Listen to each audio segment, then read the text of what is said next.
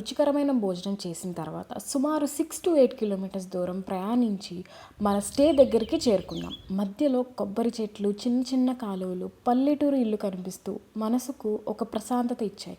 City హడావుడి నెమ్మదిగా తగ్గిపోతూ ప్రకృతి అందాలు మనసును తాకాయి. ఫైనలీ రీచ్ అయ్యాం Alaya stays by Elivaas Palm Dale resort. ఈ రిసార్ట్ ఎంట్రన్స్లోనే ట్రెడిషనల్ కేరళ ఆర్కిటెక్చర్తో వెల్కమ్ చేసింది.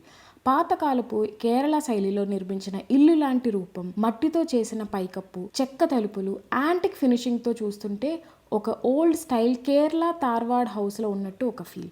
రూమ్స్ కంప్లీట్గా ట్రెడిషనల్ టచ్తో డిజైన్ చేశారు.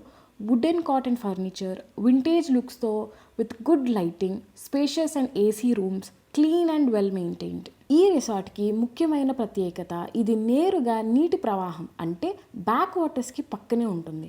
ఉదయం సన్ రైజ్ సమయంలో నీటిలో ప్రతిబింబం ఎంతో అందంగా మెరిసింది. సాయంత్రం చల్లని గాలి మనస్సును హాయిగా చేసింది. పక్షుల కిలకిలా రావాలు, నీటి అలలు మనసులోని అలసట అంతా పోయినట్టయింది. ఈ రిసార్ట్లో ఒక పెద్ద మామిడి చెట్టు, దాని కింద ఒక చిన్న ఊయల, దానిపైన కూర్చొని బ్యాక్ వాటర్ చూస్తూ టైం స్పెండ్ చేయడం మన ఊర్లో చిన్ననాటి జ్ఞాపకాలు గుర్తొచ్చాయి. ఫొటోస్కి ఇది బెస్ట్ స్పాట్ అనే చెప్పాలి. మేము ఉన్నప్పుడే ఒక ఫోటోషూట్ జరిగింది.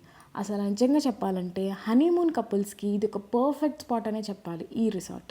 ఈ స్టేలో ఒక కామ్నెస్ ఉంది. నాయిస్ లేదు, రష్ లేదు, just you, your loved ones and nature. Alleppey ట్రిప్లో మన బెస్ట్ మెమరీ ఏంటంటే ఈ బ్యాక్ వాటర్ సైట్స్లో stay experience. Alaya Palmdale resort stay really a perfect choice. ఈ వీడియో మీకు నచ్చితే తప్పక లైక్ చేయండి అండ్ ఈ స్టే గురించి ఏదైనా డౌట్స్ ఉంటే కామెంట్ చేయండి.